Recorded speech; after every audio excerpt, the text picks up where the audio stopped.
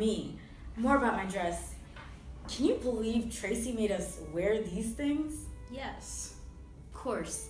I can't believe she called me to her wedding. I can't believe you accepted. Well, I didn't have any choice. What was I supposed to say? Tracy, I can't really come to your wedding because you remember when I had a nervous breakdown our junior year of college because your boyfriend knocked me up while he was taking you to the Kappa Sig luau, and I had to have an abortion all by myself, and things have been a little, well, strained between us since then. Have you ever talked to her about it? Oh no, neither one of us has talked about it. And there she is getting married to Scott McClure, the biggest piece of wet toast I ever saw. Of course, I married Chuck Darby, second biggest piece of wet toast I ever saw. You know, because I wanted some stability. And there's Tommy Valentine, getting ready to rip that little bitch's black linen dress off her scrawny little body and fuck her brains out. Gosh, I wish I was her. Oh, please, you do not. Oh, yes, I do. I'm wearing over $100 worth of uncomfortable lingerie from Victoria's Secret for him to rip off of me. You honestly thought you were gonna sleep with Tommy Valentine today? Well, yeah, I am. Don't you remember page 67 of The Godfather? I think your memory of him might be just a little rosy. I mean, it's been almost, 10 years? 3 months.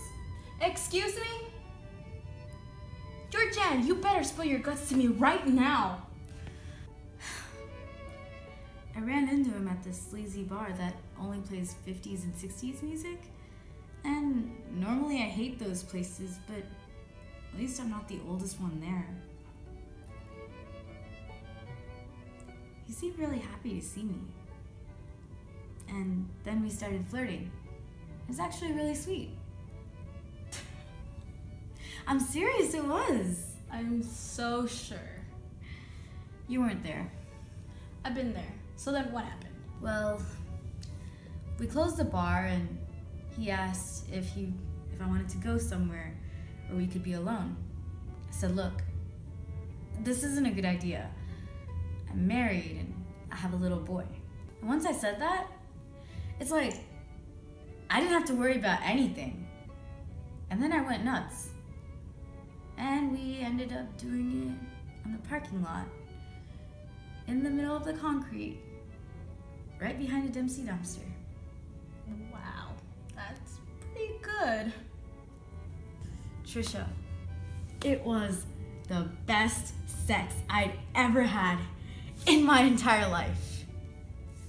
I will never be able to smell garbage again without thinking about it. So my memories with Tommy are pretty recent and pretty accurate, I think. Yeah, but Georgianne, did he ever call you after that? No. Okay, so here's this guy who totally bagged out of his responsibility to you, left you to go through an abortion all by yourself. 10 years later, he fucks you in the parking lot and then ignores you, and you still want him? I can't help it, Trisha. I love him. That's not love, that's addiction. I'm sorry. I hadn't had sex in over a year. And I wouldn't mind making a habit of it. What?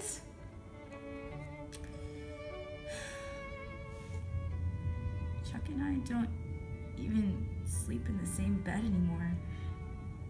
He sleeps in the guest room. Why? He doesn't talk to me, Trisha. It's like I'm not even there.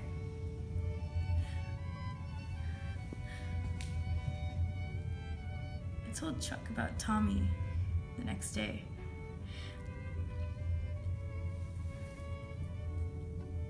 He just looked at me with this fish face and said,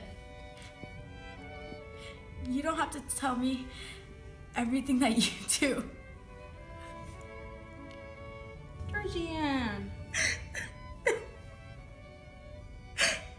What can I do?